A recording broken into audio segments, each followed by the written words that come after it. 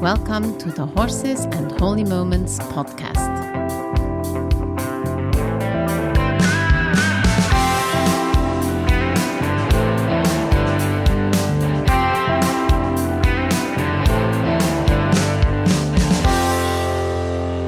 Hi, Ingela. Hey, Corrie. So nice to be together again. I'm so excited. Yes, always so good to be with you. Yes, so much fun. Well, even though we are separated by an ocean, at least in Very our hearts, far. we are close, right? Exactly. Okay. Me sitting here in Switzerland, you over there in America, but it kind of feels like we're in the same room, right? So true. And the fact we can talk to each other like we're in the same room is the best part. Yeah, it's the best part. Well, in our last episode, we started to talk about trailer loading and we ran out of time. And we got to just talk a little bit about how to start trailer loading a horse with true connection. So in this episode, we are going to continue exploring what that looks like. Yes, and I'm so excited about that because we ended also with just talking about trusting the Lord, and you talked about Proverbs 3:5, which is trust in the Lord with all your heart and lean not on your own understanding. In all your ways acknowledge him and he will guide your path, which amazingly the fact that this relates to us and we can also relate it to the horses is very, very cool. So yeah, that's so great. So trusting the Lord is an absolute key for our lives, that our path will be made straight. And of course, for trailer loading, that's what we endeavor, that the horse would trust us to load. What would you say to someone that might not have learned how to trust the Lord, or, is there anything they can do, or how can they grow in that if they don't know quite how to trust the Lord? Yeah, step by step. I think it's step by step. Mm-hmm. A little bit like trailer loading. So let's see if we can kind of hash that out together. So we already talked about the methods of pushing a horse in the trailer. That's not our preferred way. That's not nice. Then we talked about reverse psychology and really pushing the horse in a way that he's going to choose the opposite of what we want, and because of that going in there. So all of these I don't really like. So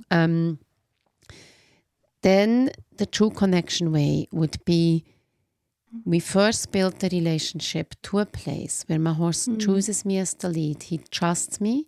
He easily follows my thought and energy and comes into the so-called we. We do everything together in the same energy, the same thought.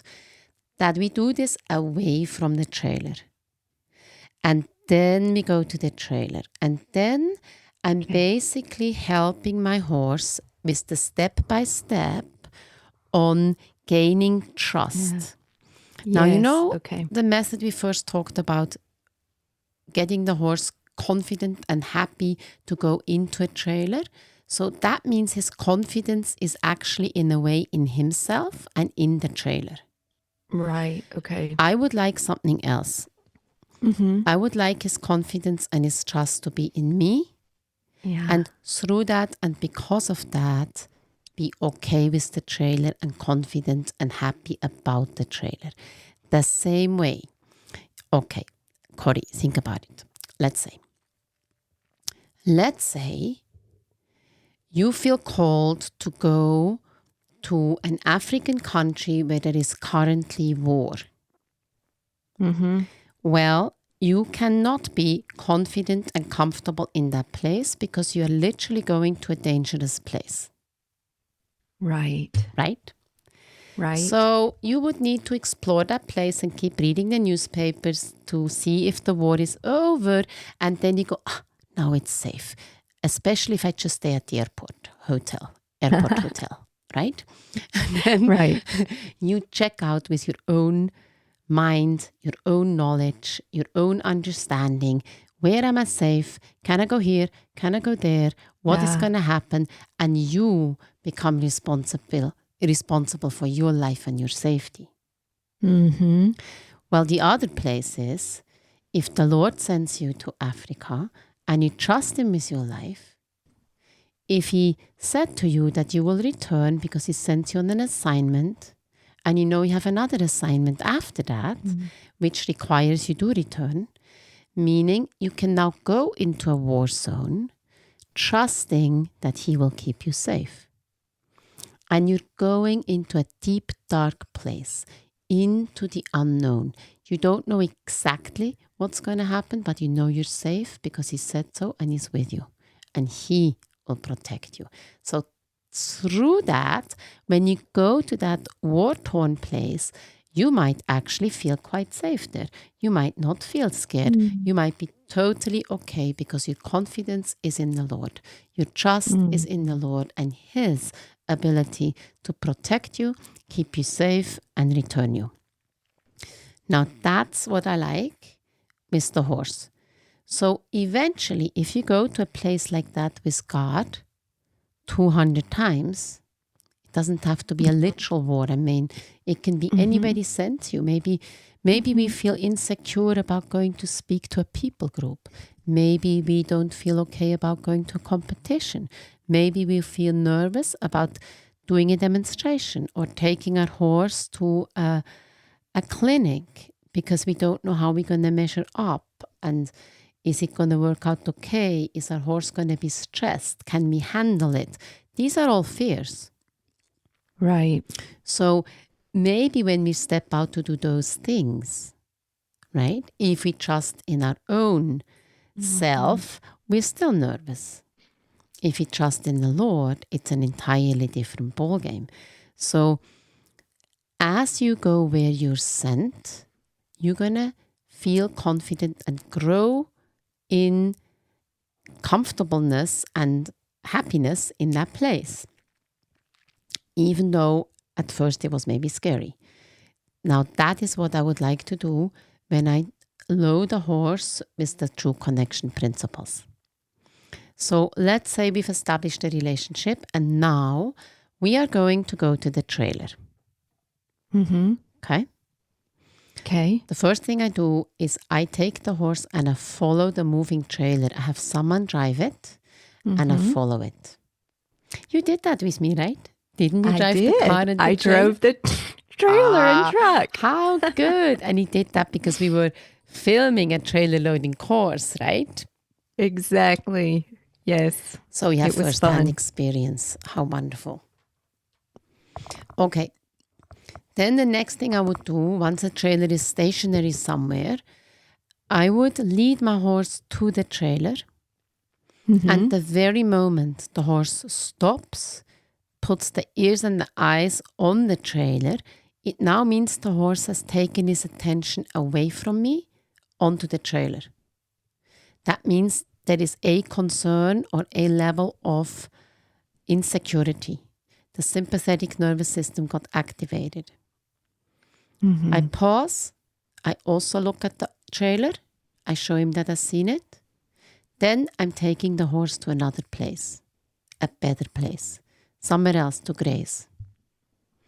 I do this a few times to prove to my horse that I am a good leader. I am worthy of my horse's trust. I make good decisions for him and for me. Now, Jesus doesn't need to do that because he is a good leader. But our horses might not believe that we are. So through this, pretty soon the horse is going to trust me to go to the trailer. And then, because he feels safe with me, his curiosity kicks in.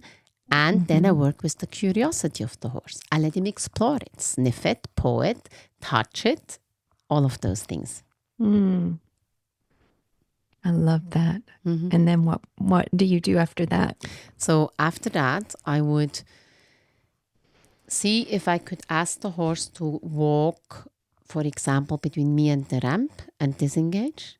See, is he okay to see the trailer sideways? I also lead him all the way around. I back him up alongside the trailer. I back him up toward the trailer. I disengage his hindquarters towards the trailer, just like the trailer wouldn't be here. I move him all around and see, is he okay seeing the trailer in every part of his body? We call it zones, Zone 1 would be where the halter is, in front of where the nose is, everything in front of the noseband of the halter. The delicate zone is inside the middle of the halter, so that's eyes, ears, and throat. Then zone 2 would be from behind the ears to the shoulder. Zone 3 would be from the shoulder, front legs, back and belly to the flank. Zone 4, flank to the tail, and zone 5, the tail. So I check that he's okay seeing the trailer in every zone. And once that is good, I'll see if he'll step up there on the ramp. And then I wait for him to relax. I do not back him up. I wait for him to relax. Once he has fully relaxed, I don't ask for the next step. Always. Sometimes yes. But sometimes I just take him back off the ramp and I go crazy.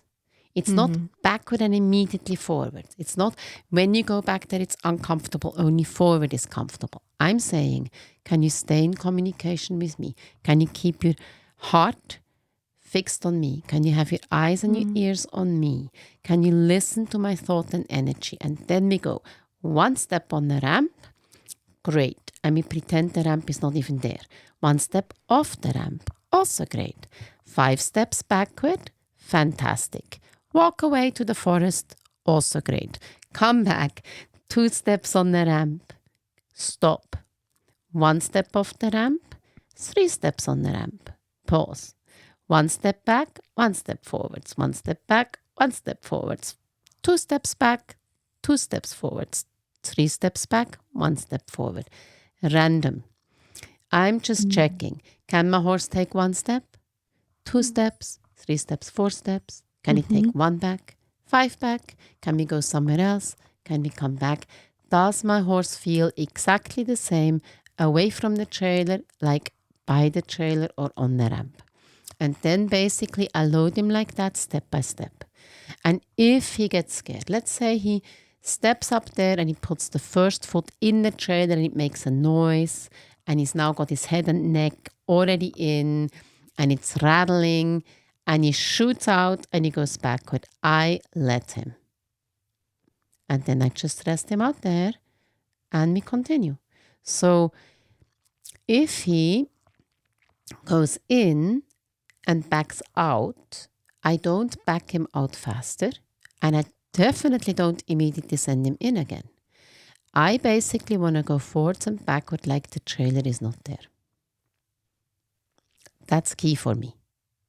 So I do this until the horse can load zone by zone, nicely in, step out. So can I eventually have the horse go all the way in and just come 1 step out and rest and back in? Then come 2 steps out and rest and back in.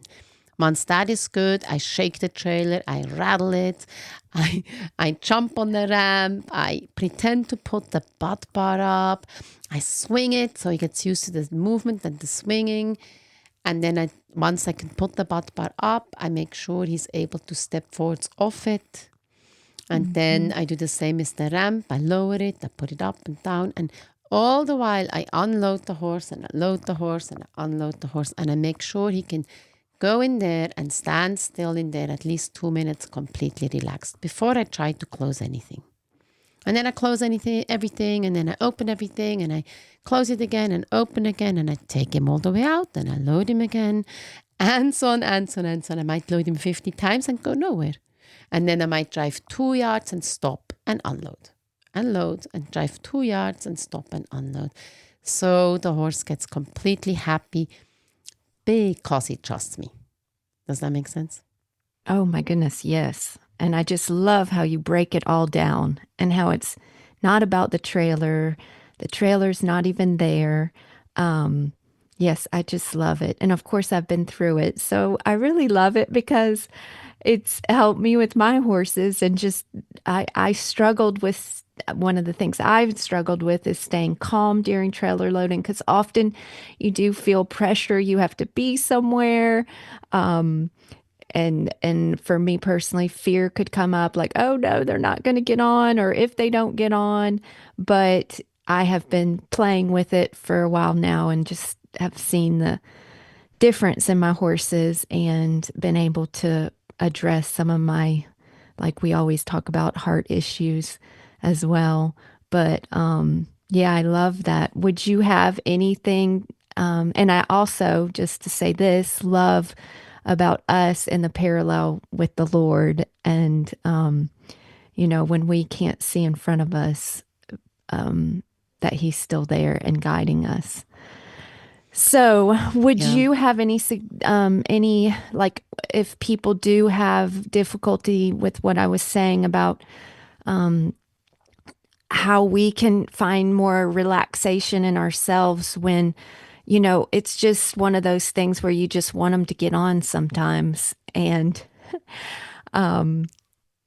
any suggestions for us when we kind of, that predator in us does come out? Because it's like, oh, they're on. Let me close the butt bar, which is not the way we're talking about doing it. But any suggestions for that?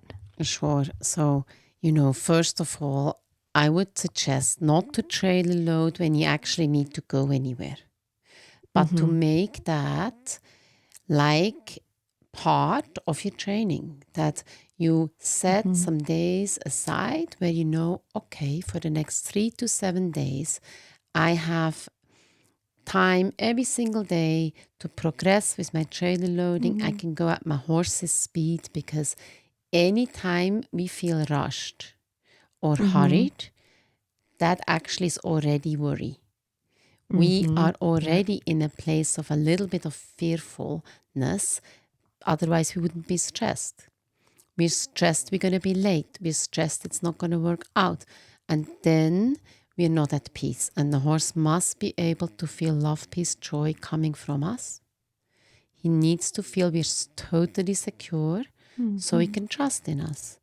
If we're flapping around like a headless chicken, the horse cannot put his trust in us. And therefore, it makes the whole trailer loading process so much longer, so much more tedious and frustrating, because then the horse is not going to load, right?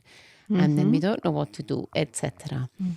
And so really making sure we have enough time. We do it when we don't need to go anywhere, and we don't have an agenda. We don't say, today you are going all the way in. Right. It's not about the trailer. We really need to make it about the relationship. Is my horse with me for 1 step, back up, 2 steps, rest, back up, rest? Is he with me? Or does he lose focus? Does he put his attention on something else? And if he does, can we be there with his fear for him? Can we be there for him instead of being against him and saying, stop behaving like that? Why are you afraid? Just get on with it. Get in there. I need to go, etc. Right? We tend to be impatient, and that's not nice.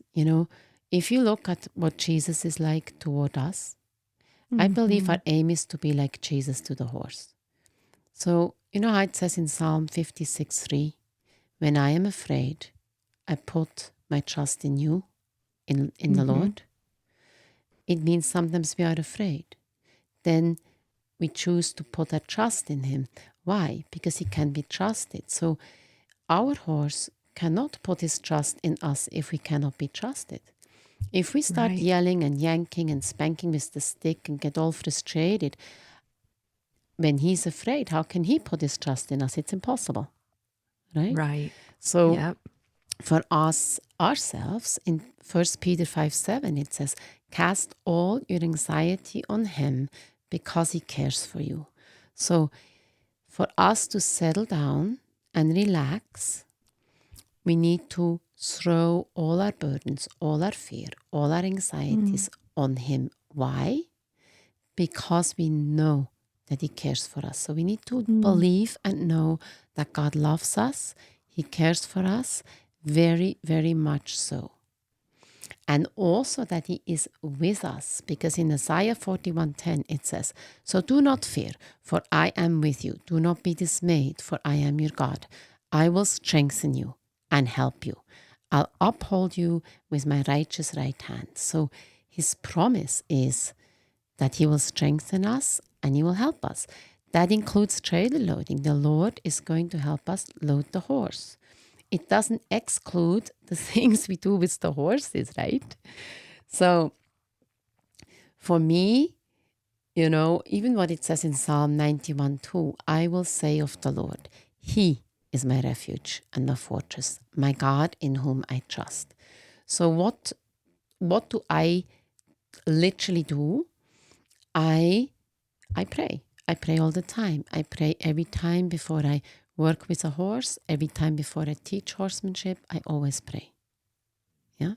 Because in Isaiah 26:3-4, one of my favorite scriptures, it says, you will keep him in perfect peace whose mind is set on you because he trusts in you. Okay? So I need the Lord to keep my mind at perfect peace. Okay? So when I fix my mind on him and trust him, his promise is that my mind will be at perfect peace. And that's how I go to trailer load a horse. I don't have an agenda. I'm at perfect peace. I believe the Lord is going to help me to load this horse. Okay? I take a deep breath. I feel my feet on the ground. I get grounded. I'm really here. I look at my horse and I say, I'm here for you. I promise it's going to be easy. I promise I explain it to you. I promise I help you when you are afraid. I promise I'm there. I promise you can always come to me and ask me a question. You don't need to run away. You don't need to be afraid. I am here. Okay? Then we begin. And instead of taking it personal, when the horse is looking at the trailer and go, oh, like that, I don't take it personal. I just go, oh, it looks like he's a little bit afraid. Let me help him. So I see myself as the lead. I see myself as the one caring for him. I have a heart that loves my horse. I want him well. I want to protect him. I want him to be safe. I don't get my stuff touched when my horse is having a meltdown because this is not about me. I put myself in a position where I can be there for him. It's not about my performance. It's not about going anywhere because I'm not going anywhere. We already established that, right? Right. So it is all about me helping my horse step by step, and his trust in me will increase. And then comes the day. Not only will he trailer load easily, happily, alone. I can send him in without food. I can close everything and rattle and shake, and he's fine because his resting place becomes the trailer. Not from pressure, but because he trusted me and it started to be nice in there. So not only will he be able to find his own resting place in there through me, he then also will travel stress-free, without sweating, without pawing, without neighing, because mentally and emotionally he's in the trailer. He's not thinking outside to the field or the other horses or back to the stable. That is so good. I love everything about it. And I want to say that along with everything that you shared, but your trailer loading course is amazing just because it does give us an actual visual on everything and how we can go through every step and look at the horse, read the horse. And I don't know, it's just helped me so much. And I just love how we can share more about how we can trust in God and He loves us. And even trailer loading our horse is something that He cares about, which is just amazing. So thank you, Ingela. It's been amazing time together, and just thank you for sharing your heart and your heart for horses with us today. And I can't, as always, wait till our next time together. You're very welcome, Corrie. It was fun today, hey? It was fun. Yeah. Goodbye. Until next time. Bye. Until next time. Thank you for listening to the Horses and Holy Moments podcast. Stay tuned for the next episode.